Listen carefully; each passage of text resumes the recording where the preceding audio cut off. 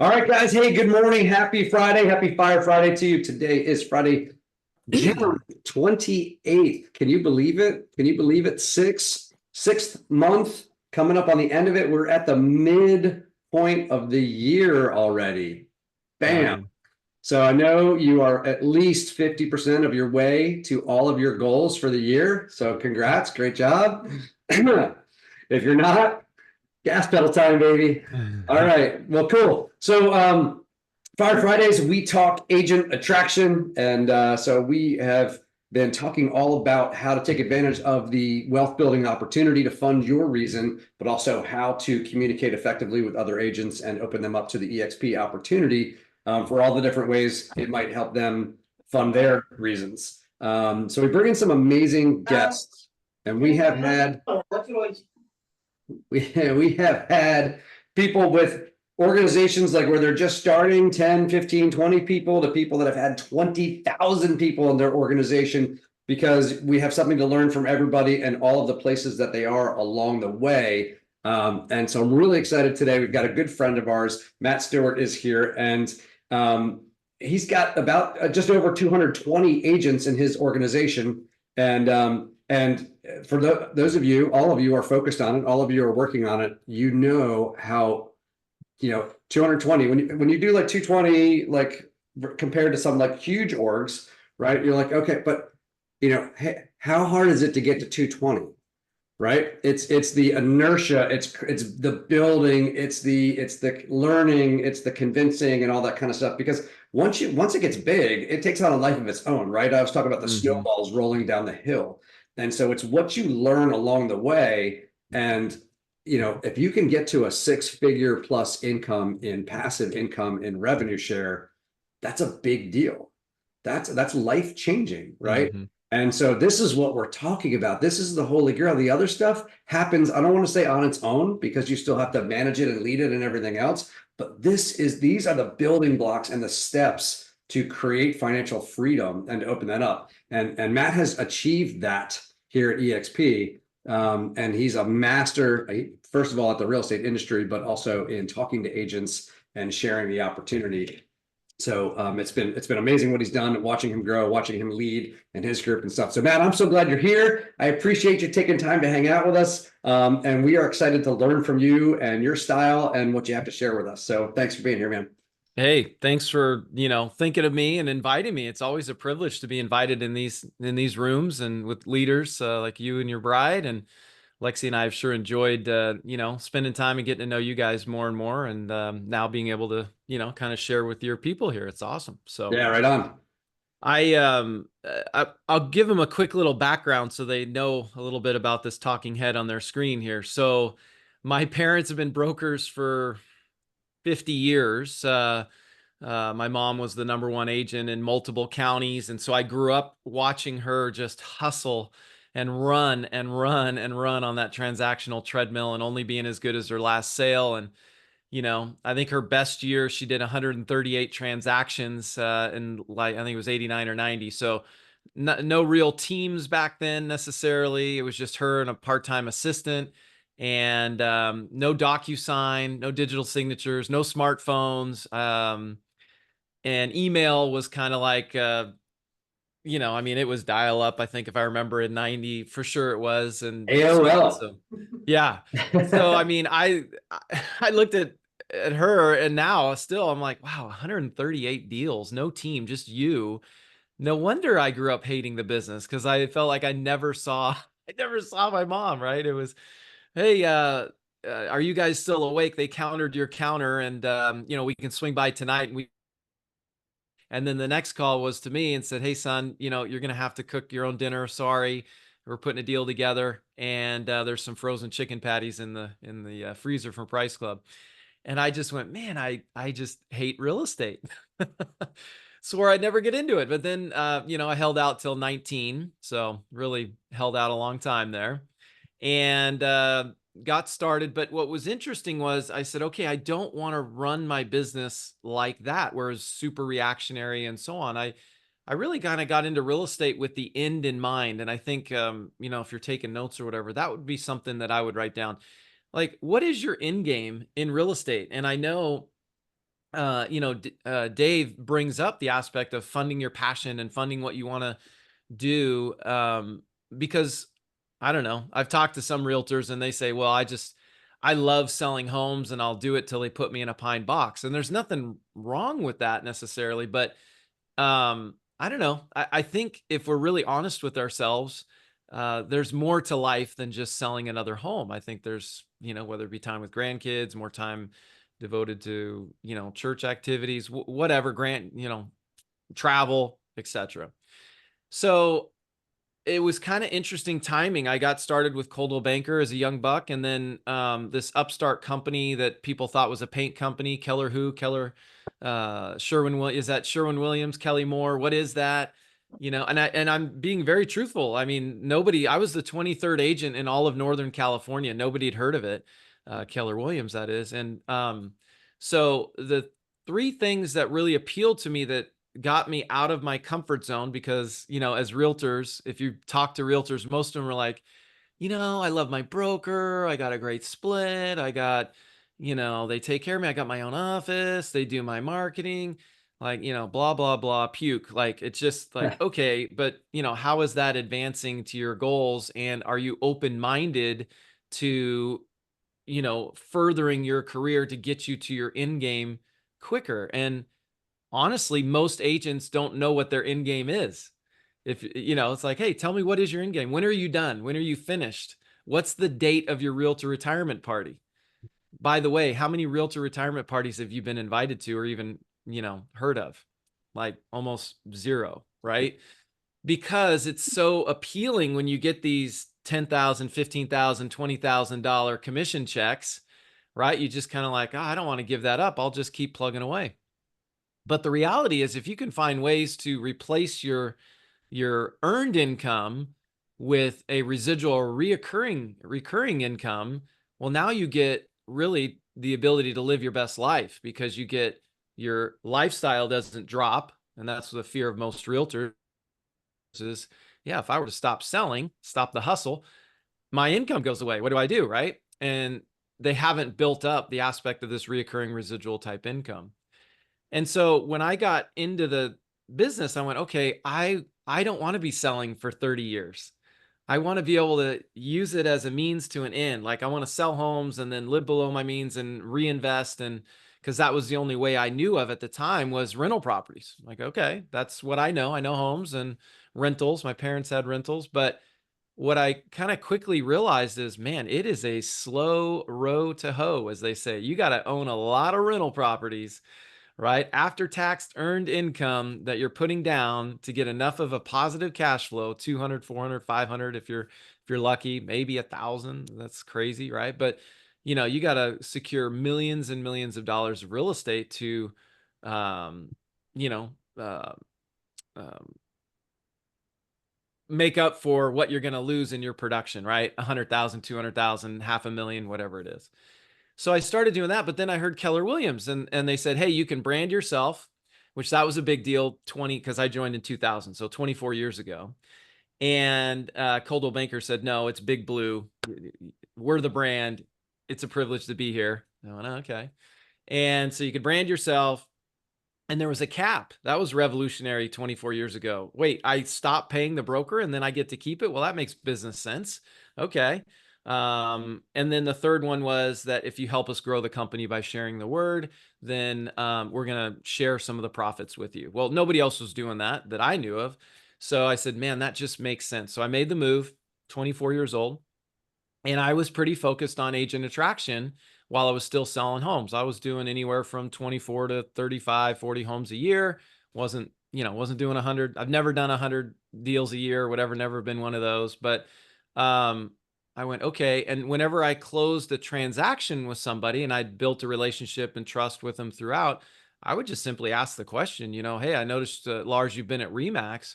How long have you been there? Oh, I've been there 8 years. Wow, you must really love it. Oh, I do. Great. What do you love most about it? Oh, I love my broker. I love this. I love that. Da, da, da, da. Okay. So what is your arrangement, with Remax? Help me learn a little bit. I'm over here at Keller Williams. I'm sure you've heard of us. We're kind of a, upstart growing, and yeah, I've heard of you guys seeing more signs. Let me ask you something. Have you ever done a deep dive? Like, why Keller Williams is growing so fast. And what I'm modeling for you, I simply do with EXP now, right? Like, have you ever done a deep dive on why EXP, where you really understand why EXP is growing so fast and so many top agents and teams are making the move, and even independent broker owners are aligning? Have you ever kind of been curious as to why that is? No, I haven't. Or, oh yeah, I know about EXP. Okay. Has it been a true deep dive with your business hat on with someone that's knowledgeable of all the opportunities, or has it been more conversational? Has it been what you've heard around the water cooler, right? And they're like, well, yeah, it's been more conversational. I go, yeah, I get that. Most agents, that's the case. They say, yeah, I know EXP. And what's really interesting, Jeremy, is they don't really know EXP. Now, we on the inside, we know that they don't know EXP, because if they did know EXP, they'd be here, right? So I did that with KW. I became the recruiter of the year out of the most profitable office in the world at the time, which was Roseville, California. And I wasn't a team leader. I was just a producing agent, right? Like you guys. And I just would simply ask the question. The worst they could tell me was no. And I would just pique interest and pass them over to Dave, my team leader, or Don Yoakum, my team leader. And, 3 weeks, a month, 2 months later, he'd bring him into my office and say, hey, you remember Ivy? Yeah, I go, hey, Ivy, we did that deal on 123 Main Street. That's awesome. Good to see you. And he goes, yeah, Ivy just decided to join us at Keller Williams. I go, oh, that's awesome. Congratulations. So, recruiter of the year, most profitable office, sounds amazing. My best year of profit sharing, which was that year, was $19,700. There just wasn't that much money in the profit sharing, because when you do profit sharing at the bottom, right, revenue comes in, all these bills get paid. If there's money left over and your office is profitable, we'll share some of it with you. And that was a big eye-opening learning lesson. I'm like, wow, I've recruited a bunch of people in my office, and I'm talking to them and they're closing deals. And one, they couldn't tell me what I was going to earn until after they did the transmission in the market center, because there's a lot of monkey business, from here to here at the bottom.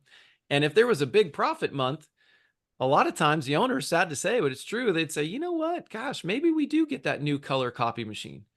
Maybe I do make that extra payment on my Lake Tahoe second home, or whatever, because we may do an event there, so that's business. And so, I'm going, okay, I'll take an extra 20K a year, not a month. I'll take an extra 20K a year, but that's certainly not life-changing, and it's not getting me off the transactional treadmill.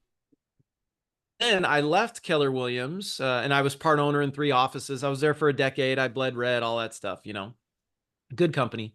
But then I went to a company called FYR, and I went mainly because they did revenue share. And I went, wait, off the top? And I could know what I'm going to earn from the beginning as it goes, kind of like what we experience at EXP, because it's a pure math equation. And they said, yeah, you'll earn 4 times what you earned at EXP or at KW. I said, well, shoot, 80,000 is a lot better than 20. That's kind of making a little difference there. I like that. That I could buy a rental property every year, or maybe 2, right?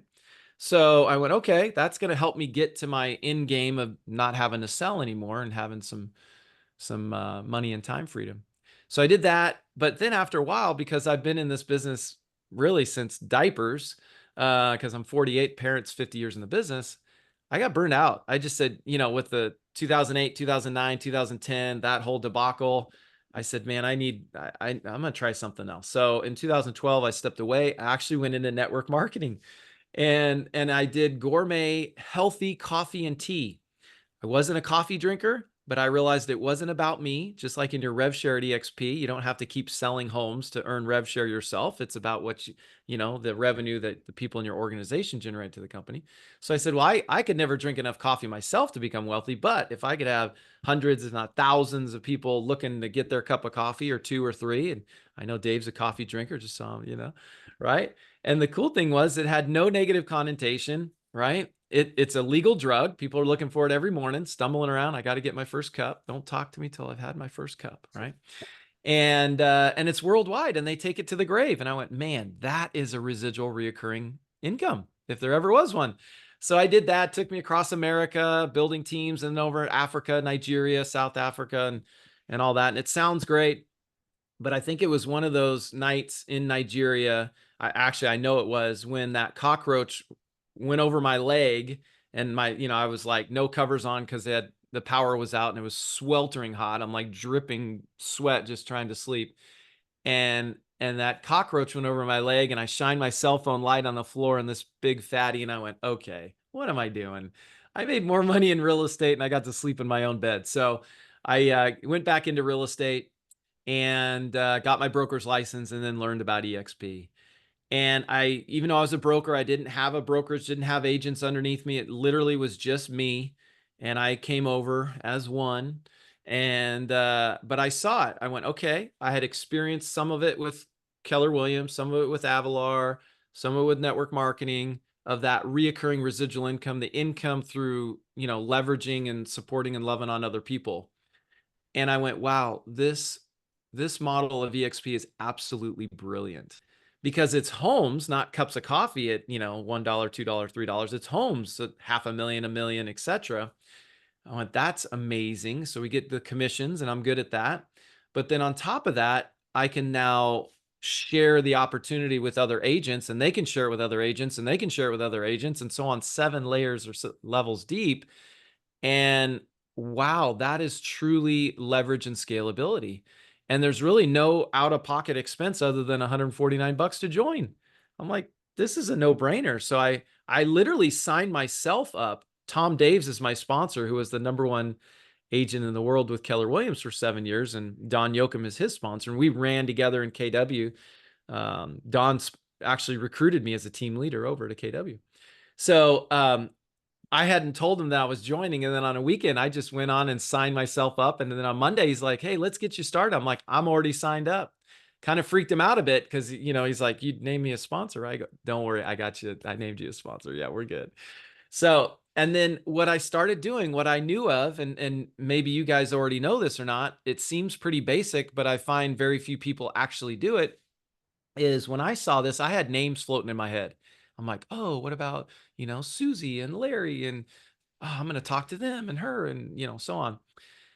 Most people have those names in their head, but the magic is when you actually put it down on paper and you start making your list and writing it down.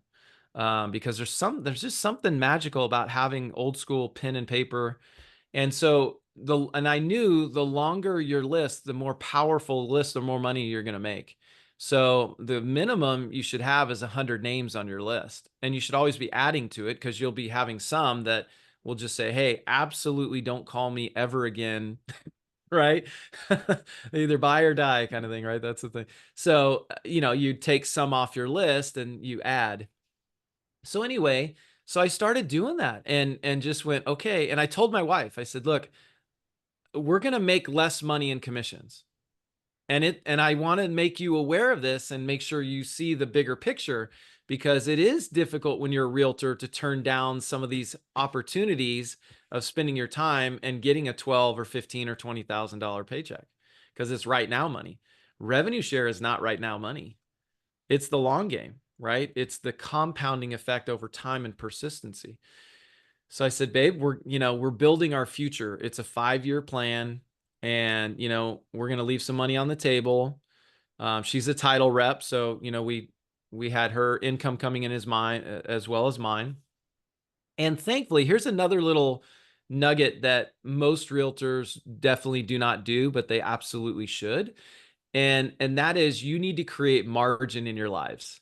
See what happens, get in real estate, and usually they're used to like a, hourly or salary type job. It's pretty steady, predictable, etc. And then they get into real estate, which is just, commissions. They make a sale, they make good money, they make a couple more sales, and they're like, wow, this money's great. Well, then, because they're hustling, because if you don't hustle and hunt, you don't eat, right? You eat what you kill in real estate, only as good as your last sale. So, you're working really hard to generate this income, more money than you've made. But then you go, gosh, I'm tired. I don't want to cook tonight. Like, let's go out. And then you go, my clothes need to be a little upgraded, I think, because I'm selling more. Right. And then, our car, that Chevy Volt is not cutting it. We need to have X. And then, oh, you make a little bit more. And then, oh, vacations. We need a good, like, not a normal vacation where we stayed at the, the travel lodge or something. Like, we need to be at someplace nice. And so what happens is this right here. Well, then the market goes down, but the spending doesn't. right? Because this is their lifestyle they're used to now. And they go, oh, shoot, there's this huge gap, major stress, marital bickering and all sorts of stuff is going on. And then you get commission breath and all this kind of stuff going on.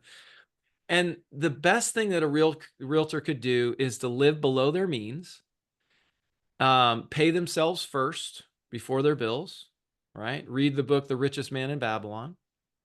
And they should get debt free. You shouldn't have a car loan, in my belief, at all. It's not even an asset. It's depreciating the minute you drive it off a lot. So, how would you invest in something like that? But you need one because it gets you around to point A and to point B. And but that's what Lexi and I, this is my lovely bride Lexi, I call her Sexy Lexi. We said our first year of marriage that we're going to pay off. I brought in about 80 something thousand of debt. And I don't know, she maybe had 10 or 15 or something, tax debt or something from her previous marriage. And we said, okay, I want to be debt free, because when you're in debt, the book I read says you're in bondage. You're a servant to the lender. You're basically in slavery, and you're willingly putting yourself in that position of slavery. So financially. And so I said, babe, I'm so tired of having that stress of just working so hard to have money come in, and then literally it just flows right back out. And so it's this cycle of just working hard, bringing it in, flowing out. It's hard to get ahead. So we paid off $100,000 of debt our first year of marriage. Now, I married a single mom of 3 kids. Okay.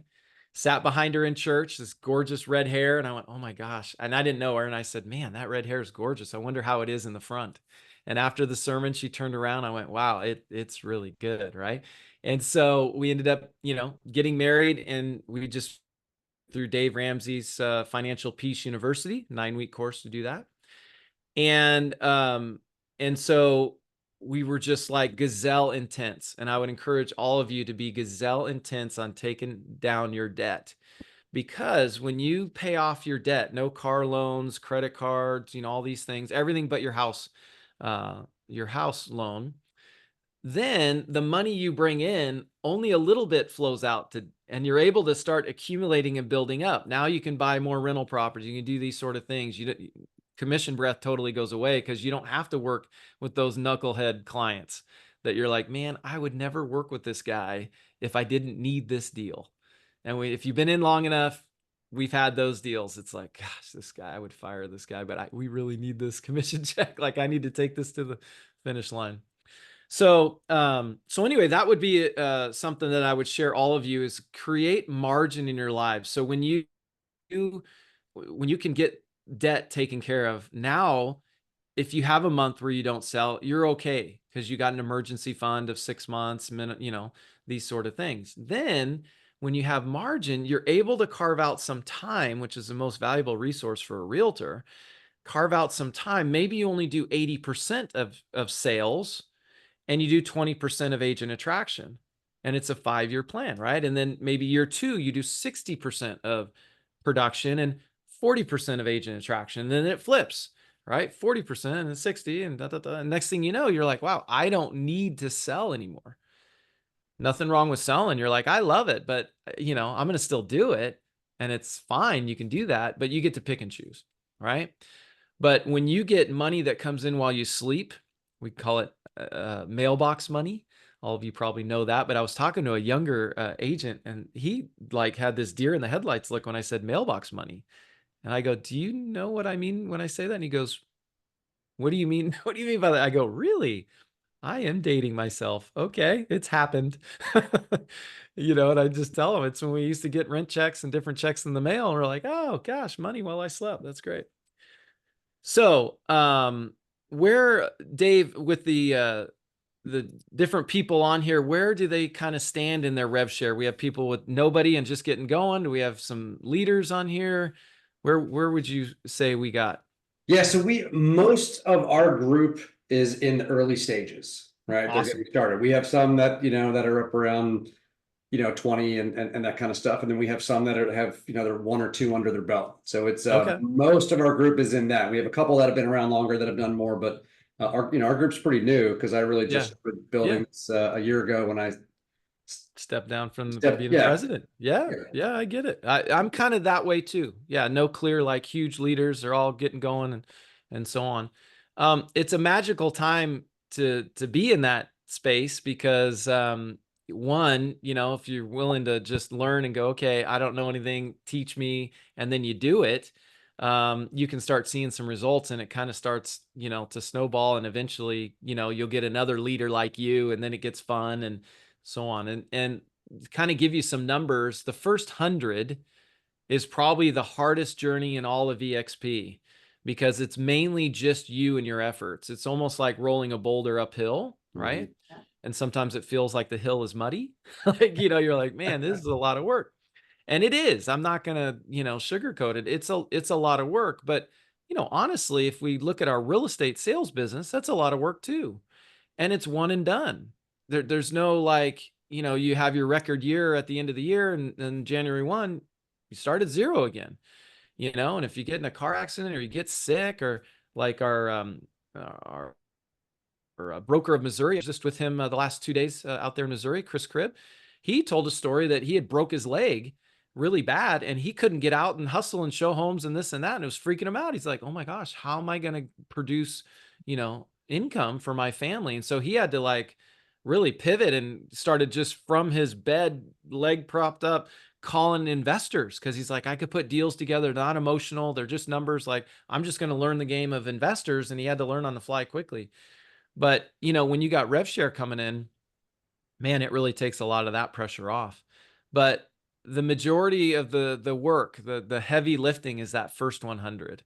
Yeah. By the time you get to 100, typically, and you tell me this, Dave, you've done a lot of agent attraction and recruiting throughout the years and had a lot of success. We found that once you get to 100, you usually will have one other leader identified or kind of raises their hand, says, yeah, I want to do what you're doing, and so on. Sometimes you're lucky you get two, but typically it's kind of one, and now you got a running mate. You're kind of building together and so on, and that'll push you up to 200, 250, etc. And then, what do they say? When you get to 250, it kind of starts taking a life of its own. When it gets to 500, you can't stop it. It just continues to grow, whether you're, hustling like you were the first 100 or not. Right. Has that been what you've heard or seen, or? Yeah. And actually, I know Curtis Johnson, he always said, I think, what did he say? Was it 135? Was that not the number? Was his number where I he? think so. He said about 135 is when he, and it's kind of like to use your analogy of the, pushing the boulder uphill. If it's just you and you're pushing against the boulder, it's moving in millimeters, right? And then you're calling a friend over, and your friend comes over. Now you have two of you, and you can feel like, all right, I feel like it's moving. Then they call a friend over, and you got three of you, and then pretty soon you got a crowd of people around this boulder pushing it uphill, and it's getting a little easier to move. Every time the next person comes over, it's a little easier to move. Yep. And by the time you're over 100 people pushing on this boulder with you, you're almost walking and rolling the boulder at that point. Yep. You're still straining against it, but it's moving, and we're like, hey, we can do this now. It feel, now this is, I could, before it felt like I can't do this that long. My muscles are going to fatigue. Now you're going, okay, it still feels a little bit like effort, but it's moving, right? And this is good. And then, like you said, once you get up over 500, you're barely touching it. It's It's downhill. You're starting to go downhill at that point, and it's like, oh. And real quick, I wanted to, when you were talking about the KW thing and the growth and getting in early, because I think I got in 02. Oh, okay. Right. So kind of same time period, and watching that growth and then comparing it to what we've seen here and doing some of the math. I think KW started in 1984, if I remember correctly. EXP started in 2009. So I was like, when you're talking about that, I was like, all right. So KW hit 100,000 agents. I think right around 2013 is about when they hit 100,000 agents, if my memory serves. So that's 29 years to hit 100,000 agents, right? And that's, by the way, that was historic. That was record. Right? It was record breaking. That was record breaking. 29 years. And then it took them another almost 10 years to get up to, they got up to, I think at one point they may have peaked at 180,000 or something like that, but I think 160,000-ish, in the US, somewhere around there, at 40 years. So, but EXP starting in 2009, here at 2024, 15 years later, right? We're almost at 100,000 agents, right? Wow. So 29 years to 100,000, 15 years to 100,000. If you look at that, where will we be at 40 years? We're only 15 years old as a company. If we're already where they were at 30 years, right? Love it. Where will we be at 40 years? Because that's another, what, 25 years, right? I mean, if you look, I wrote this down. When you look at we're there here, there. So that from an opportunity standpoint, right, this is the time to be pushing the boulder uphill and gathering your friends around you to push the boulder. Yep. So that when you want to, I always tell people, don't let them, you don't want to be rolled toes up. You don't be wheeled out toes up from your last open house, right? It's not a good look. Yeah, it's true. It's true. Yeah, we have an amazing opportunity. And, a lot of times the aspect of, oh, you got to get in early and all that, right? There's a couple different waves in the progression of growth of companies. There's the first wave. We've already gone through the first wave of EXP, admittedly, in my opinion. And that typically is not the biggest wave, actually. Yeah. Because they're trying to get validity in the marketplace. There's a lot of pushback and so on. We don't have the validity struggle now. Nobody really questions, is EXP real? Is it going to make it? Is it legal? All these different things we heard early on. Right now we're publicly traded, debt free, sitting on $100+ million. We got, pushing 100,000 agents. I mean, we are a force. We're so much of a force that we're at a point now where people are trying to copy us because they're like, oh, I guess it really does work. This is amazing. 5, 6, 8 years ago, there wasn't a lot of copy, and they're like, I don't know if that thing's going to make it. Is that sustainable and blah, blah, blah. All that stuff we heard. We don't hear that anymore. That's first wave talk.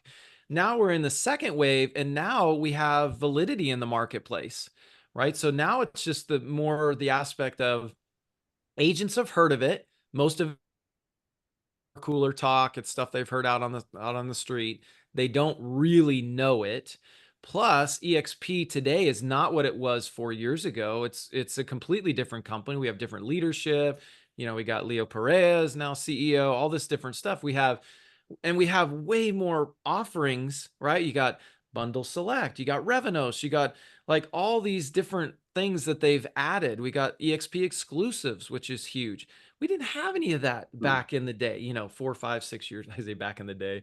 I'm an OG or 4 years ago. Right. But anyway, that's how quickly it's growing and how much stuff that the leadership at EXP is adding as value to EXP.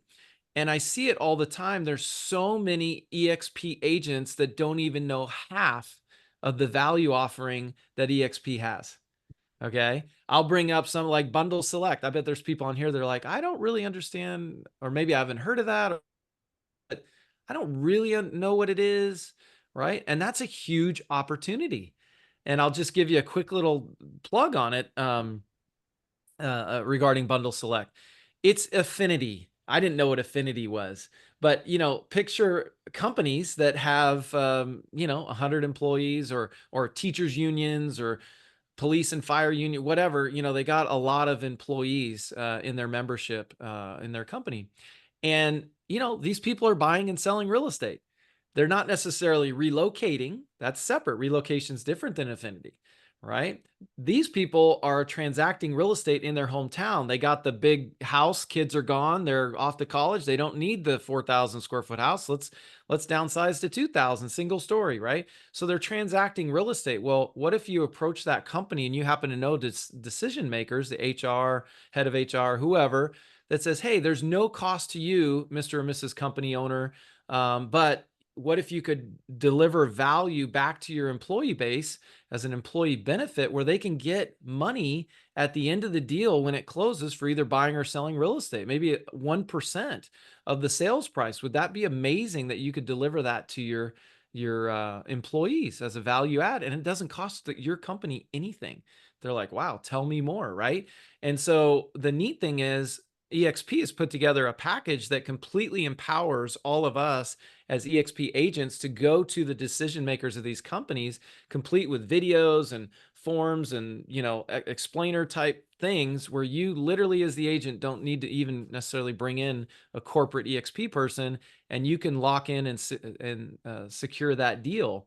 And the neat thing is all of the transactions that are transacted through that company, you are the forward-facing realtor on that employee company website, and it's EXP, and it shows, you know, Ivy Cox as your preferred agent through the employee program, right? So this is Bundle Select. Now, what's really neat, we had an agent that knew Progressive Insurance, right? Like, you know, Flow.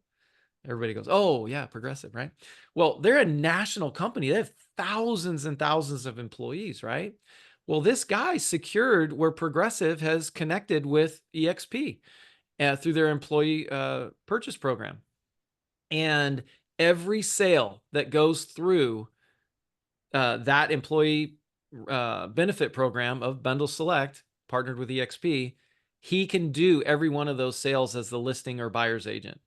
Now, he's not licensed in 50 states. So what do? Well, he actually then, because it goes through him first, he can say, yeah, I don't do Indiana, I don't do California, I don't do this. He gets a 5% override on every deal that goes through there. So most people don't even know that's a whole nother revenue, residual, reoccurring income stream where you're leveraging through other realtors, in this case on a national level, that's outside of rev share, but it's another revenue, you know, stream. It's just incredible opportunity that, you know, and here's what's really neat about the leadership of EXP. Okay. I actually brought Bundle Select to EXP. The guy I knew who created this company out of the Bay Area, he was in contract talks with Realty, which is now Anywhere. And he goes, Matt, we're already like negotiating contracts. I go, you need to pause that, dude. And I need to introduce you to leadership at EXP because, you know, Anywhere's got Coldwell Banker, Sotheby's, Better Homes, ERA, all these different brands, and it's going to be different brands spread out all over the country. EXP is literally one company that is from East Coast to West Coast. It's one real estate company. Never been done before in real estate, right? And these are your people, very entrepreneurial. So he came, you know, started talking. Long story short, he goes, "You're right." And he came over and signed a deal with EXP, and then eventually EXP said, "Well, we want to buy that company. We want to take over that opportunity." And the neat thing was, I said, "Hey, I brought this to EXP. I think, you know, there should be some sort of reward or whatever." And Glenn Sanford said, "You know, yeah." And Leo said, "Yeah." So it wasn't huge, but it was like, I don't know, I think I got $50 for every realtor that signed up for Bundle Select, up to a total of like 20K. But, you know, it's not huge money at all. But the reality is that's the type of company that are like, you know what? Yeah, you brought us value. We want to give back to you. That's the amazing company that we have. Okay. I didn't get that previous companies that I was at. So, but switching gears a little bit, and time flies, I want to bring some value to you guys. And I'm looking in the chat. Let me just see here real quick. So people are saying, where do we find more about that? Okay. Yeah, cool. And you got the link there. Thank you for that assist. So there's 5 basic steps in agent attraction. Okay. The first one is you got to have your list written down. I talked about that. You want to have your list long and strong. The longer and stronger your list, the more money you're going to make. And the reason for this is, number one, psychological, because most people will have names that pop up in their head when they see this opportunity, right? And they think, oh, it's a shoe-in. I'm going to get Dave. I'm going to get Kristen. For sure, they're going to come over, right? I've known them for 12 years, whatever. Well, they usually have about 5 or 6 names that pop up in their head. And they go talk to Dave and Kristen and they go, you know what? We're really happy at our company. We're not looking at making a move. Wish you the best. You're going to kill it. That's awesome. You know, okay, great. So then you go to number 2 and they go, you know, maybe they're going through a tough time in their marriage and they're like, yeah, I can't think of putting another thing on my plate. You know, maybe come back around to me in a year or whatever. You know, okay, now I'm 0 for 2. You know, I only got 5 in my head. So now I go to 3 and they tell me no, you know, whatever. And then, you know, by the time you get to 5, which is usually you gotta get your license or you gotta switch over, right? And then they crap out because they kind of told them no, and they had a very small little list. And psychologically, as you got closer to 5, it's a little bit more of that kind of, I need this, you need to help me or whatever. You don't want that. So when you got 100 or more, you get 5 no's, you got 95 more to go. You're good to go. Okay. So it makes you more powerful. It helps you in your belief and so on. Then the second thing is you need to have your 60-second story. And this is where most people really drop the ball. Because when you're reaching out to realtors proactively, right? I use the phones. I have some of my biggest leaders in my organization. I never knew them. I just called them and built relationship. But I realized not everybody is, super confident on the phone. Although I will tell you, the more you do it, the better you get, like anything. So, I just happen to do thousands and thousands and thousands of calls over the years with calling expireds and door knocking and doing all this. I just transferred that over into learning the skills of agent attraction. But your 60-second story should be, a little bit about yourself and in a way that it can edify you without being braggadocious, but just kind of casual, So like mine would be, hey, you know what? I started real estate at 19. Parents were brokers for 50 years. Started at Coldwell Banker, got recruited over to Keller Williams, had some success there, built a team, started, was part owner in 3 offices, ended up becoming recruiter of the year out of the most profitable office in the world. Had some pretty good success there. My business partners, I always try to bring in my success team, my business partners, because I'm going to edify and use them later, right? I'd say, my business partners, we built 10 offices from scratch to over 2,000 agents. And one of my partners was the #1 realtor in the world for, 7 years with Keller Williams. The other one became the #1 owner in the world with Keller Williams with 30 offices. And so, we did pretty well. And then all of a sudden, everything just turned upside down in a very good way. We learned about EXP and we put our business hats on, put our ego aside. Honestly, we were challenged to do so. We kind of fought it at first, but, didn't want to get uncomfortable. But we agreed to put our business hats on, kind of put our ego aside. And that's when everything changed. Once we saw it, we couldn't unsee it. And it's been absolutely life-changing. I'm curious, Jeremy, have you actually done a deep dive of EXP and all the offerings for a top producer? Or has it been more, conversational, kind of what you've heard out on the street? And they'll typically say, yeah, more conversational. I haven't done a deep dive. Great.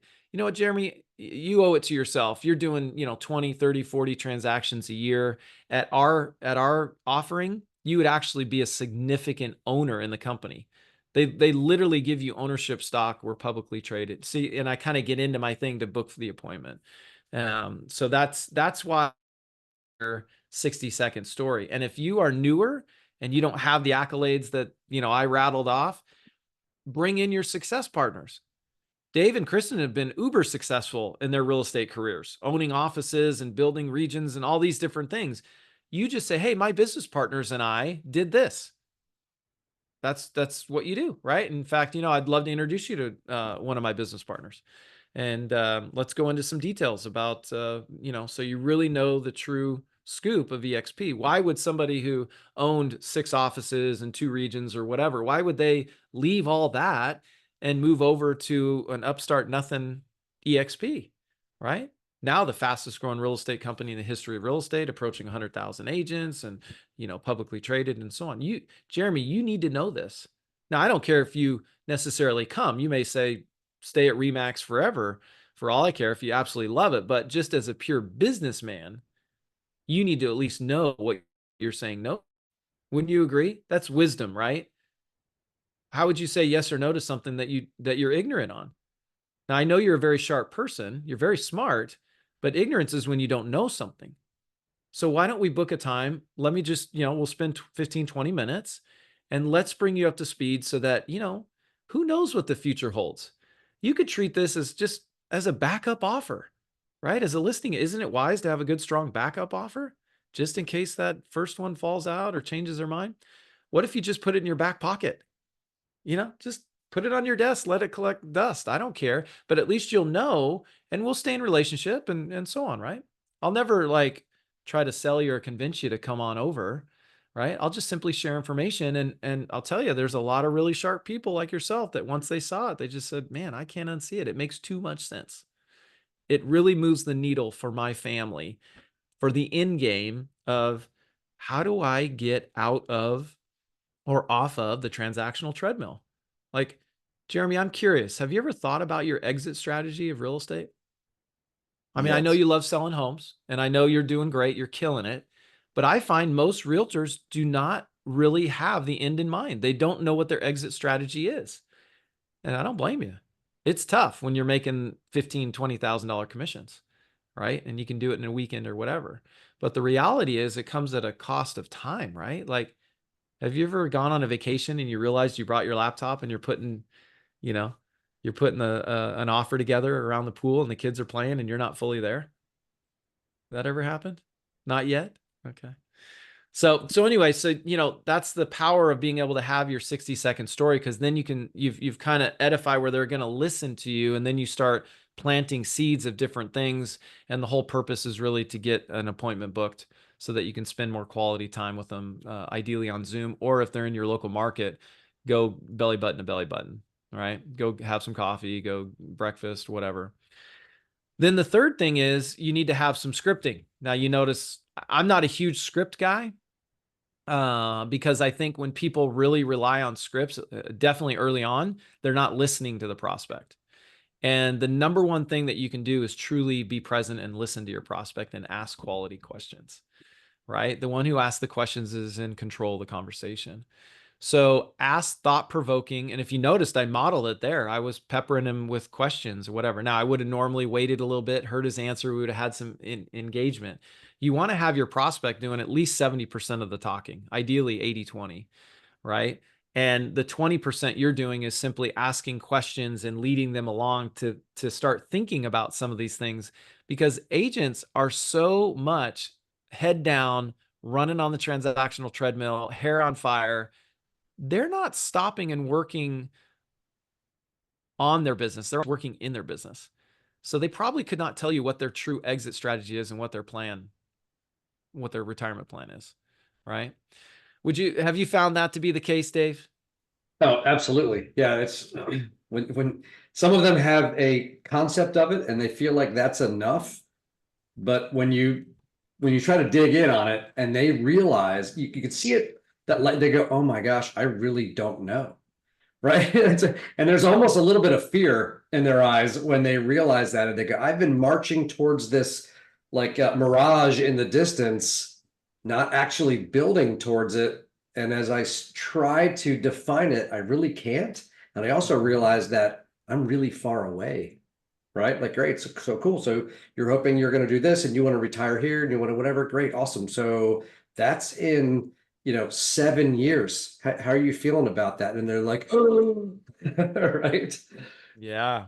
And the other thing I've found, and I'd love to hear your thoughts on this, Dave, because you've been doing this a long time as well, is, and I suffered from this. And then when I left the industry and did network marketing, I kind of saw a different perspective.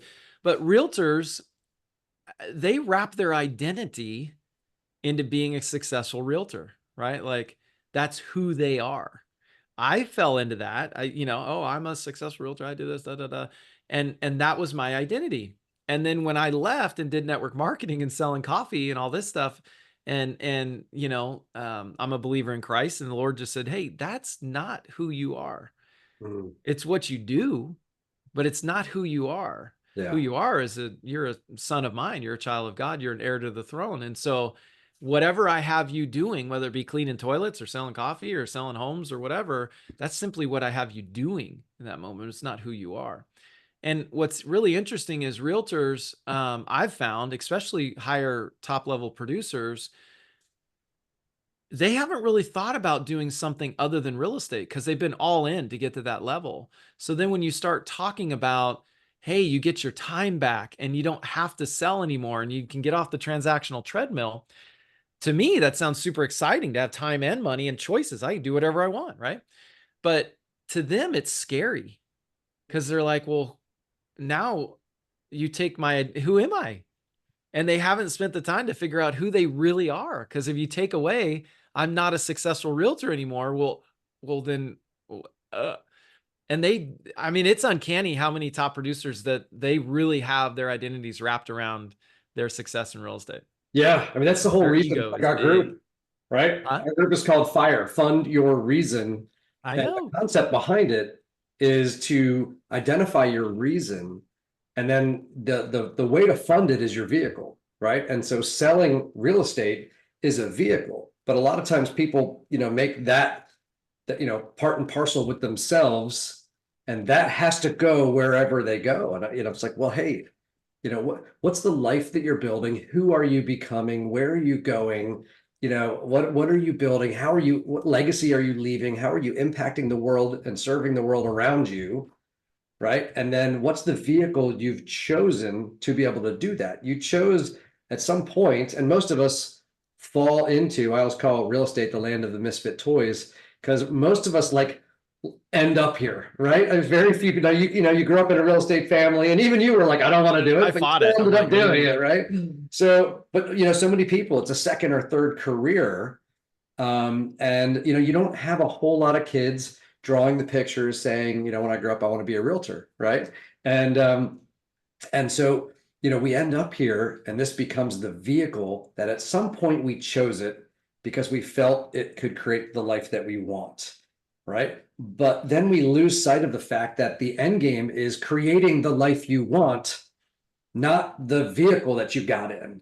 Right. yes. And so it's like, if I'm trying to, I'm on the East Coast, if I'm trying to drive to the West Coast and I pick a car, and that car and I'm driving it across, and I get to Ohio and the car conks out on me, or it only turns left now, right? That, like, if I stay in that car, I'm never going to make it to the West Coast. My goal was to go to the West Coast, not to be in that car. But people start to go, I'm in this car, I have to stay in this car. And I'm going, and that's whether it's brand, right? I have to stay with this brokerage. I'm like, if that brokerage doesn't serve you anymore, you need to go to a different brokerage, right? It's not that they're bad, it's not whatever, but people start to change their target and their life goals and everything else based on the vehicle that they're in, instead of changing the vehicle. Yeah. So And that's true. and that's crazy. And so everybody has to lift their head up and go, hey, what life are you building? Why did you start in the first place? And where were you headed? Are you still going there? And I found that most people have stuck their oars in the boat. They started paddling furiously. They're all excited. They're going to go build this great life and do all this great stuff. And then, it becomes time to make the donuts at some point. They get up every morning and they go do their stuff, and they're not looking out ahead anymore. The coolest thing, I think, Matt, that we get to do in having these conversations with people is reigniting the passion and the fire that they have, and reminding them of that life that they can go build, and say, let's help you go build it. I'm not telling anyone to stop selling real estate. I'm saying, hey, if real estate is still the vehicle that gets you towards that great life, awesome. What if we could pile on some stock ownership and some revenue share in those accounts as well, to get you there faster, to get you there bigger, or to get you there in a more sure fashion, right? Would that be okay? Cool, right? But let's still go towards that big goal. I love it. Yep. So true. Well, I want to complete the 5, cause I told you there were 5, and I think we did 3. So that, right. You got your scripts, and then number 4, you need, huh? Lay them on us. Go for it. Yeah. Yeah. So number 4 is you need to have a follow-up system. Utilize a CRM, right? And the follow-up system, first and foremost, should be some reminder tasks. That's the easy one. Hey, follow up with Dave in 90 days. And then, whether it be a phone call or a text or whatever, just something to keep you on point, because as you fill your hopper, you get to a point where you're contacting and communicating with so many, you're not going to be able to remember, and things are going to fall through the cracks. And I've learned this the hard way, and sometimes I'm still learning it the hard way. I got to, get better on the CRM and all that. But people, even though you have a great connection with them on the phone, I'm calling agents outside my area, and you hit it off, and on, which a lot of times we do, I'm still not front of mind. They, just like any seller that's wanting to list their house, and I got them locked up, but I don't have a listing agreement signed. And then, they're waiting. And then they get a call at dinner from some other realtor. Ivy's a real pistol, and she calls them at dinner and connects with them and gets the listing. And they're like, oh gosh, we're so sorry. So I've had that happen with EXP, and it was on me, because I didn't have the follow-up systems and to stay front of mind. I had to do that, not rely on them to remember me. So that's why the follow-up system is really, really important. So start out with tasks, but then also you can create some campaigns of kind of, cold, warm, hot type thing, and just build it out with some value and gauge the time between reaching out to them based on just their level, their temperature, right? Cold, warm, hot, etc., etc. And then the fifth one is, you need to master your presentation. And this is where you communicate the value of EXP. And really, probably the best thing that you can do on your quote unquote presentation is to do less presentation and more needs analysis, because every agent that you're talking to has a different they're at a different stage in their real estate career, their goals, their motivations. Some want to build a team, some want to get out of a team because it's not profitable, and I made more money when it's just me and an assistant and maybe a showing specialist kind of thing, like they're all different stages in their real estate career, and you are the guide to help them, and you're the one who introduces them to your success partners, and you kind of align your different success partners with the ones that would be able to help them the most at that stage in their career, right? And so you're just a master connector. And then, obviously you present the opportunities of EXP, but really with the mindset that you're going to do a three-way presentation, meaning you want to get them on a three-way call, three-way Zoom, something where you're leveraging your success partners above you. That is the big difference between EXP and KW. And Dave could speak to this, but when you're a team leader, so to speak, you're hired to recruit at Keller Williams, you're literally taking the prospect from one goal line all the way to the other goal line at the end, and it's all on you. You have to have all the answers and the resources and so on. But at EXP, if you do it that way, you may recruit them, but you'll have a small group, because recruit will recruit how they were recruited. So if you had all the answers, Jen, like you were the one that had all the answers, they all came to you and you're amazing and you got them over the finish line, they're not going to be, they have to be another Jen to do it. Right. And I'm not as good as her. Like, she's really good. And so what they'll do is they'll get ready to get ready. I got to know all the answers to the questions. I'm still learning. I can't talk yet. And maybe some of you, you're smiling because you're like, yeah, that's me. But let me take the pressure off you. When you utilize a tool and you utilize your third-party success team, now all you do is you're the introduction person. You're just like, hey, it's not really about me. In fact, I'm still learning. Hey, you've been here 3 years. You're still learning, right? That's a true statement. Like, yeah, I'm still learning things. There's things I don't know, but I'll tell you what, my business partner, Dave, he's amazing. And then you get into the power of edification. And that is the absolute secret sauce. It's the lube of the machine that keeps the gears running just freely and well, is you go, hey, my business partner, Dave, he's amazing. At his previous company that he was at, he owned multiple brokerages. He was some of the fastest growing in his region. He actually ended up having the opportunity to own a region, blah, blah, blah, whatever the details are. And let me tell you, he gave all that up for this opportunity of EXP. And so I can't think of someone better to explain this opportunity much more concise and much faster and better than me. It would take me half an hour and it would take him 5 to 6 minutes to really get into the details that I'm going to try to, bounce around and get across to you. So why don't we do this? Why don't we set up a 15-minute call or Zoom? Now, it won't be 15, it'll be 30, but start with 15. All right. They're going to have questions. They're going to, I like this guy, Dave. And the reason they're going to want to listen to Dave is because of your edification.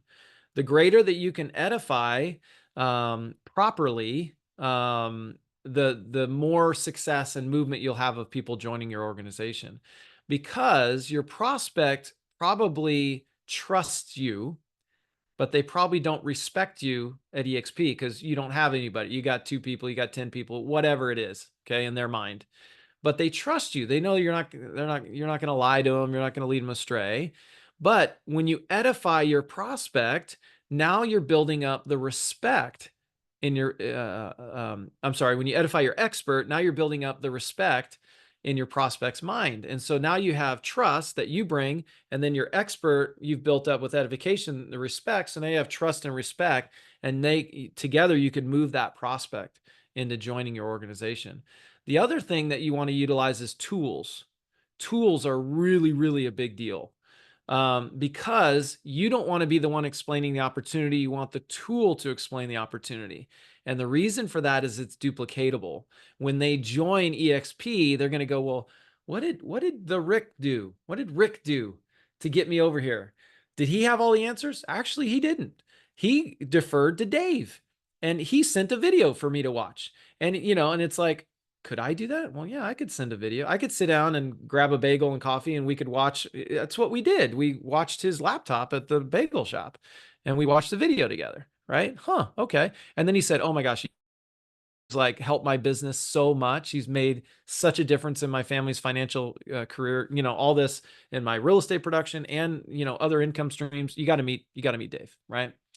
And then Dave does the heavy lifting. So anyway, I could go on and on. It's 8:04. I don't know. You said sometimes it goes 30 minutes to an hour. Here I am, just going and going. Keep bringing it now. It's been great, man. Thank you. It was awesome. I got lots of great notes. Run down the 5. Give us the rundown on the 5. Okay. So you got your list. You got your 60-second story. Okay. You got your scripts. You got to have something to kind of start and transition to getting into for the purpose of booking an appointment. Your scripts are not to describe EXP, start to finish. It's to book an appointment. Okay. And then number 4 would be your CRM, your follow-up system. And then number 5 would be your presentation. Got it. And your presentation should be, my presentation is usually 30 minutes that I book. And I let them know, I say, hey, we'll meet 15, 20 minutes. It could go a little longer. I'll book it for 30 to give us a little extra time. If you're not interested after we get into it, we'll just end it at 15. It's fine. No problem. And that takes the pressure off and they hop on. And so what I'll do in the beginning of the 30 minutes is tell me about yourself. I want to get them talking. I want to learn about them. What are their, forward family, occupation, recreation, dreams, etc. Just again, whoever asks the questions is in control of the conversation, right? And it's really about building rapport and relationship. Probably no different than going on a listing appointment. You walk in, you see pictures on the wall, or you see this little figurine, or you're like, oh my gosh, where's that? Is that from? That looks like an Italian statue. Oh, it is. Yeah. Well, oh gosh, I like this guy. So, kind of, you're building a bridge of rapport and respect and so on. And then, so that's usually, if you have a high I, it may go 20 minutes to tell me about yourself. If you got a D, right? If you know the DISC, the D is like time is money, bottom line it for me, get to the point, all that stuff. Their T may be about 60 seconds. They're like, nah, you know enough about me. We're not here about that. Like, tell me the opportunity. You want to be able to take control of that situation and hit them between the eyes in a loving way, respectful way, but just say, hey, you know what? I understand where you're coming from. I get it. I'm that way. Time is money. I'm the same as you, my friend. However, I've found in business, if there is not some sort of understanding or respect or relationship to some degree, it just kind of ends up falling flat. So why don't we humor each other? Tell me a little bit more about yourself, right? I'm taking notes. Like, I respect you so much. I'm literally taking notes because you are important to me. And if I don't know anything about you, how can I tailor and tell you about the opportunities of EXP if I don't know anything that are, hot buttons for you? Yeah. I'm really here for you. So you're going to shortchange yourself if you don't tell me anything about yourself. Yeah, the high D's, and they'll get into like, you're like, I don't want to do any of that. I'll just give me what the numbers are, right? And I've had that where I go in, I sit down with someone, I'm like, we're going to develop rapport, and they're like, I don't want to do any of that. Just tell me what the thing are, and and you go.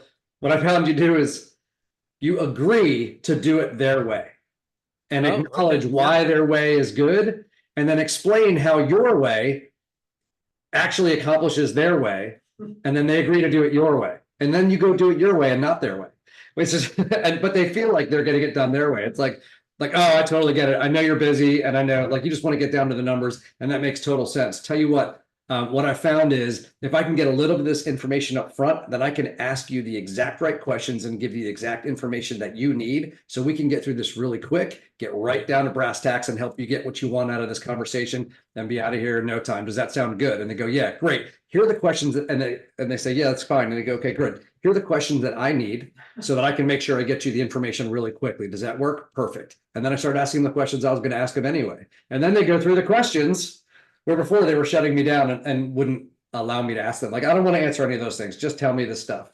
I Right. love I'm it. like, I don't want to dump it on you. So yeah, So it's, much better how but you Dave got do to be what Dave did. prepared, Don't right? see, I'm a type A driver, so I'm like, I'm going to hit you between the eyes and, and we're going to have respect here. That's probably not a good start. So yeah, I like how Dave did it. See, I learned too. So there you go. Well, get your psychology degree. Yeah, right. That's Exactly. the Exactly. that is true. And Matt, to your point too, sometimes it's always about being able to read the person in front of you and what kind of relationship and rapport is already in place. Right. Because there are some people where they're, if you knew them already, or you can kind of gauge like this Yeah. person's throwing this at me, they want to whatever, and they're going to respect me if I do hit them between the eyes, right back at them. Like, they smack me in the face, I'm going to smack them in the face back, and they'll go, all right, I like you.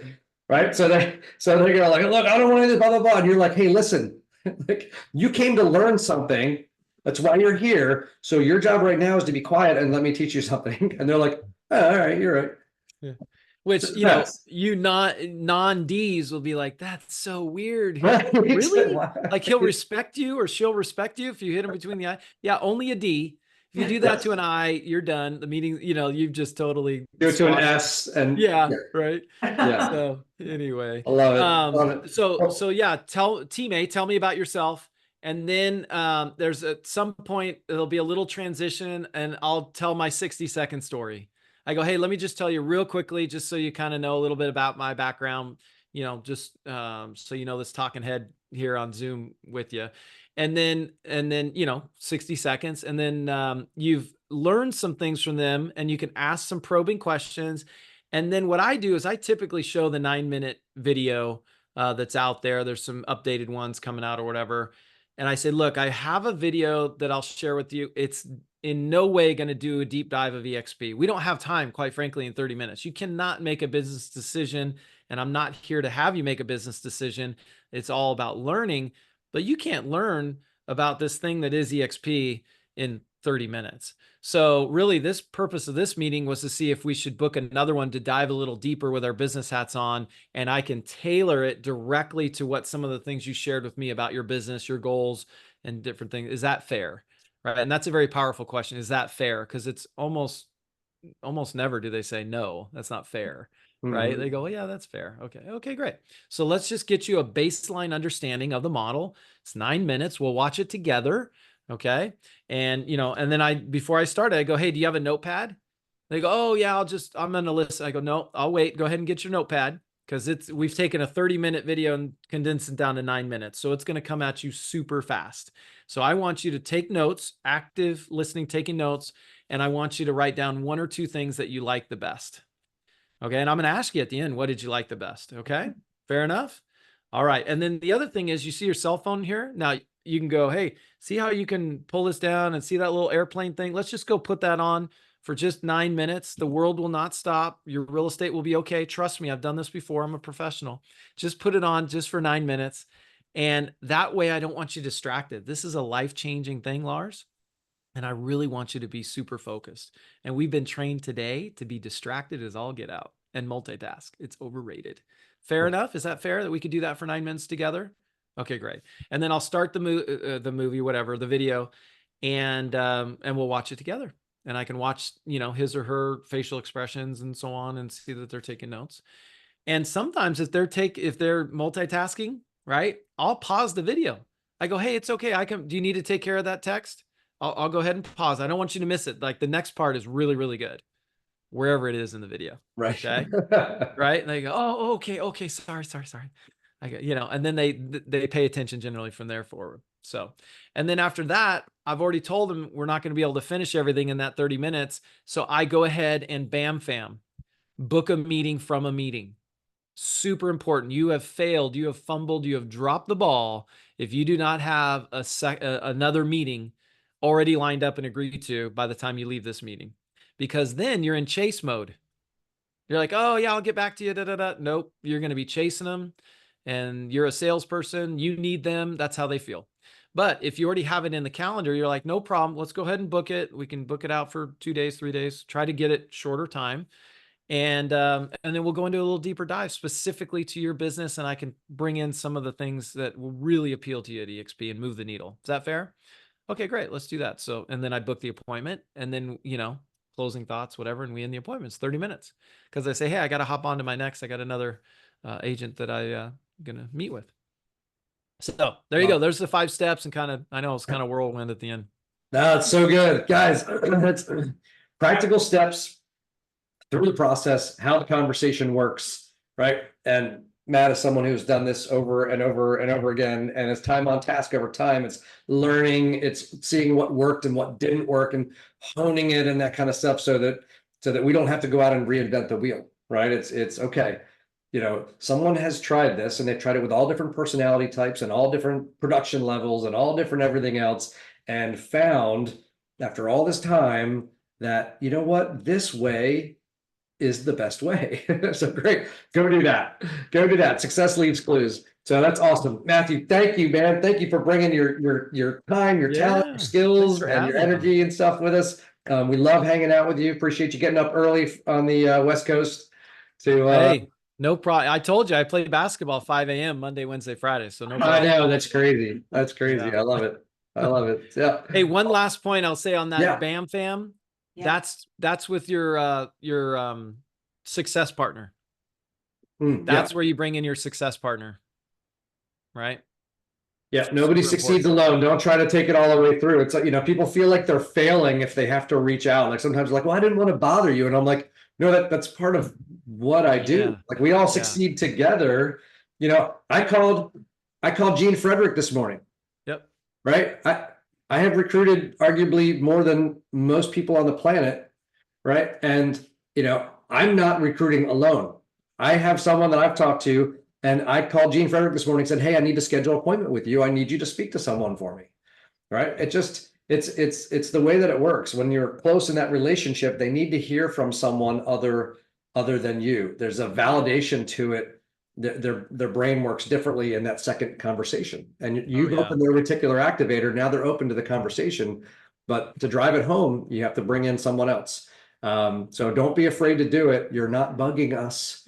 We're excited to do it. We're like, I have the calendar link. Kristen will make sure you have it. She puts it out there all the time, right? It's there. You have someone. I've got Tuesday, Wednesday, Thursday. I've got hours blocked off every week where you can just pop on and do it. You can be talking to that person and say, great, let's schedule something. Pull up my calendar link with them right there. Yep. Schedule the meeting with them right there. You don't have to call us. You don't have anything else. Just boom, send it. And if they can't do it during those times, or it's booked or whatever, then just reach out to Kristen or I, and we'll get it on there, with you. And then if you need to bring in some other bigger guns or some different folks or whatever, then we've got connections to awesome people like Matt and like Gene and like Brent and like everybody else who we can say, hey, who's a great personality that'll be a good fit for this person? Let's get them on the phone.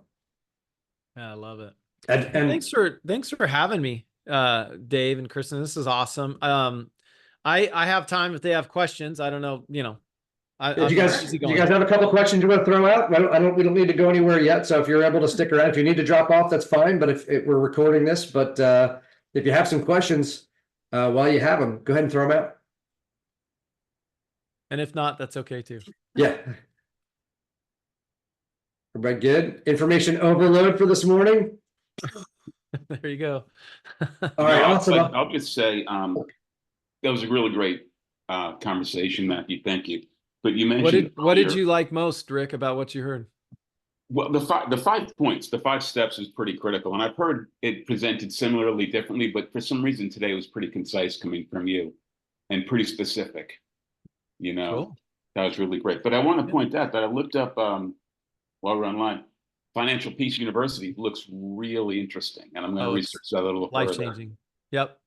Gives you a plan to build true wealth, lasting wealth, and so on. It's different than what the world will teach you, but there you go. Yeah, but those 5 points were really critical for me today. Thank you. Yep, absolutely. Anybody else?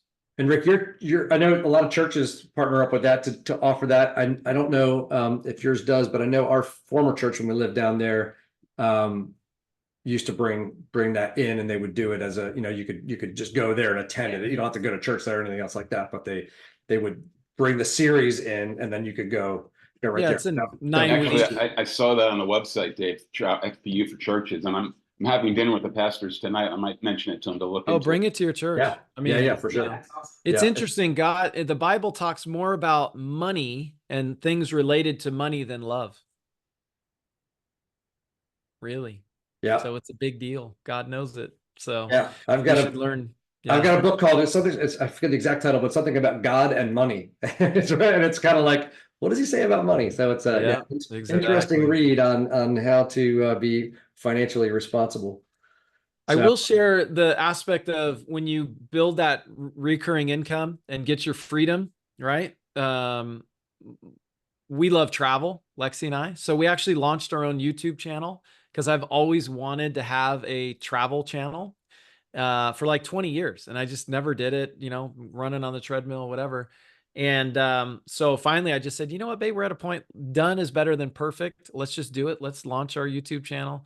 So if you want to check it out and subscribe, love it. It's called The Empty Nester Diaries.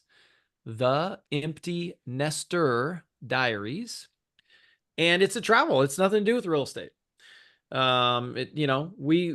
look at EXP funding our opportunity of being able to travel the world and having agents all over the world and having friends all over the world. And now it's a business write-off to go travel at all these locations and see all these friends that we have in our organization. And why not have a travel channel? Now I'm, truly got a business that is another income stream. We're not monetized yet, but that's the goal. And then I got write-offs. Now I'm writing off my travel to Brazil as I'm building some, brilliant. Yeah, I'm like, there we go. We I got a love travel it. channel. I've covered it on the YouTube aspect. Yep. And EXP, I got to go to there and, help them grow their business. So yeah. That's so cool. Oh, Jen's got a question. Go ahead, Jen. Yeah. So I was gonna say that, well, that idea is awesome, what you just said about the traveling. But anyway, I wanted to say, I don't have a list, but I start making it. And I know, I've taken a lot of classes with Dave and listened to a lot of people, but it's always good to hear more. And your presentation was really like, what Rick said, it was concise and to the point. And some things that I can say, and you're giving us examples on what you say. I've called like 2 people in the past, like recently, and they all just flat out said no. And I just didn't know how to like kind of continue. And Well, what were they saying no to? that I, well, I say, I'd love to share what EXP offers. And I say that you don't have to make the decision now, but it's always good to know what else is out there. And, I'd love to share the reason why I came over. But then, sometimes, I say stuff and then think, and I'm start thinking the same thing. I'm like, oh my God, okay, am I focusing on myself? I have to turn that around and focus on them. But sometimes I feel like I don't even have a chance to ask them more questions because they're just like, I'm good right now. I'm really good right now. I'm not interested. And then I just get a little discouraged after those calls and It's normal. so That's normal. You I called need to 2. make, yeah. You called 2 and got rejected, right? Like calling 2 expireds and they say, no, you're the 8th realtor, lose my number, go jump in a lake. You're like, I'm never calling expireds. It doesn't work. That's normal, right? But we know expireds work because I could tell you I built a career calling expireds and many others have as well and so on, right? And it's the same. And I do a lot of phone calls in regards to agent attraction and I get rejected a lot too and so on. But these 2 that you call, they're people you know? Yes. I Yeah. haven't called people I don't know. That's okay. No, you should that's called your warm market. These are people that know you, like you, trust you. You start there, right? Until you exhaust your warm market, then you go into the cold market. A lot of times people want to go their cold market because they're like, it's easier to be told by someone that I don't, that doesn't know me and I don't know them. I don't care. But it's harder when it's my warm market. But the reality is you have the trust and respect typically and those sort of things in the warm market. So you want to stay there. So if I were to call you, Jen, we've known each other, were you guys in the same office together before you moved? Is that what I'm guessing? No. Oh. No, I'm new agent, Okay. this is my 3rd year. Okay. New agent, came to EXP as a new agent. Okay. So your first company's always been EXP. So these other two then you've closed deals with, or you've met them at marketing meetings or something like that, right? Right, All right. right. So let's reverse the roles, and I'm you and you're the agent, right? So I'd call you up, and I'm just kind of going off the fly here. So we'll see how it goes. So I'd say, ring, ring. Jen, you would answer, hey, I'd say, hey, Jen, it's Matthew. Hi. You remember we ran into each other a couple times at the local board training sessions and so on. Hey, do you have just a minute? Am I calling you at a good time? What is this about? Okay. I want to respect your time. Sure. We Okay, can great. talk. Thanks. I appreciate that. I'll make it quick because I actually am in a hurry. I got to run out the door too. So I'm really glad I got you. So that's the first step, is always be in a hurry yourself, right? So that way you can cut off the phone and get out of there. So you go. Anyway, yeah, I'll make it quick because I got to run out the door to a meeting too. I didn't realize it was late as it is. Anyway, Jen, you know what? I am doing a little research on you in regards to your production and your real estate, and honestly, I'm pretty impressed. Like, you do a really fair amount of business. I'm curious, how long have you done that type of volume? Again, asking a question, right? So go ahead, role play with me. How long have you done that type of volume, Jen? 3 years. Okay, great. Thank you. And that's all at Remax, is that right? Or did you start somewhere else? Yeah, just from Remax. Yeah. Awesome. Tell you, you probably know that I'm over at EXP, and I'm sure you've heard of EXP at this stage. And you'll say, I've heard. yeah, I've heard of EXP, blah, blah, blah. Right? Oh yeah, I've heard of this. Is this an EXP recruiting call? I go, you know what, Jen, honestly, I don't know. It could be. I certainly have a lot of respect for you. I'd love to work with you, but I don't know if it would be the right fit for you, or if you qualify or whatever. I mean, there's a lot of different factors. What I do know though, is I really have a lot of respect for you, and I like you. I like your energy and so on. So when I thought of people that I would want to reach out to and possibly be in potential business together in the future, you were like first on the list. So, I understand most agents have heard of EXP, but what I've found is most people have not done a deep dive and really understand what it has to offer for a producing agent like yourself. Have you actually done a deep dive, with your business hat on, with someone knowledgeable of EXP, or has it been more conversational? Things you've heard on the street or at the water cooler? I haven't done the deep dive. Okay, yeah. But I know what they are. I've heard. Oh, I you know. do? I know what they offer. Okay, without doing a deep dive though. That's really interesting. That's tough to do. Most people don't have that. Well, I'll tell you what, why don't we grab a cup of coffee, Jen, and let's go into a little detail. Let me show you some things that honestly will blow you away. And whether you're happy where you're at or not, that's fine. You could stay there. But let me ask you this. Would it be wise to have a backup offer or a plan B if something were to change in your current situation? Could we agree that that would be wise to just have a backup? Sure. All right. So let's agree that you're going to stay where you're at, right? We'll just, you're not moving. In fact, you can't come to EXP for at least 6 months or 12 months or never. It's up to you. But let's agree, out of mutual respect for each other, that learning is a good thing. And let me show you a few things that I can guarantee you don't know about EXP. Is that fair? Sure. Okay. I mean, hey, no pressure here. You can't come. You got to stay there. But let's learn together. Is that okay? Yeah, I'll treat you to a cup of coffee. Yeah, What's better for you? that's good. That's good. Okay, I always take coffee's coffee. good. So Coffee's okay. good. So what's better, this or that? Tuesday or Thursday? Mhm. This time or this time, right? It's always this or that. Now, Dave, you probably have a different style. What would you add to that or take away? Yeah, I mean, it definitely is important to kind of match it to what you're comfortable saying and that kind of stuff, right? And that conversation. So my style is pretty similar. But again, depending on the relationship and everything else, getting people to agree to come meet with you, especially with the reluctance, I stay between two lines. Yeah. One is I want them to feel comfortable getting together and just saying, listen, like sometimes the approach is even like, look, I've been seeing what you've been doing out there. It's been pretty awesome. I love the things you do to market and everything else. Looks like you're finding your way really well through the market where it's been so funky right now.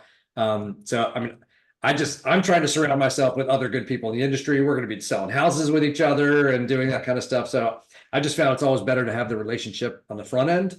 versus trying to figure it out when we're in the middle of a contract negotiation and everything else. So, so what I've been doing is going around and looking at agents that I really respect in the local market and trying to build a relationship in advance. Right. Nice. So I'd love to get together with you and let's grab a coffee. Let's hang out. Let's talk about business. Right. I'd love to hear about what you're doing in your business and everything else. And if you have any questions for me, I'm an open book. I'd be happy to share as well. Like, can we do that and just build that? And you can even be like, I met with, I've met with this person, maybe some other people that they know, like we've gotten together and had coffee and do whatever. And like, I'm just making it my mission to make sure that I'm as connected as I can be. Cause I've just found it in our business, it never hurts to have more good relationships. When that makes sense. And they go, yeah, that totally makes sense. You're like, cool, let's get together and have a coffee. Right. But what I want to be really careful of, the other guardrail on the front end is I want them to be comfortable to meet with me. So I want to lower the kind of the pressure on everything and make it just like, hey, I want to get to know you. But the other guardrail is it must be like, let's hang out. You seem really nice. Let's get coffee. It needs to, I don't want them to feel bait and switch. They must understand that it is a business meeting where you want to ask them questions about their business. So that's the other side, because the mistake a lot of people make is they go, oh, I've met with all these people. And I'm like, well, that's cool. You had a bunch of social visits. You had a beer with that person. You had a glass of wine with that person. You had a coffee with that person. You had lunch with that person. And you never really talked about business because it never felt comfortable. Or they got together thinking they're getting coffee with you. And you're like, would you like to come to EXP? And they're like, whoa. So They're like, I knew it. Right, exactly. I knew you were you're going to try to do this, right? And you're like, well, you didn't know that that's what we're doing. Like, no, you said you just wanted to drink coffee, right? So that's I want to lower the bar enough on what we're going to do to make them feel comfortable to come to get together. But I want to make sure that they clearly understand this is a business meeting.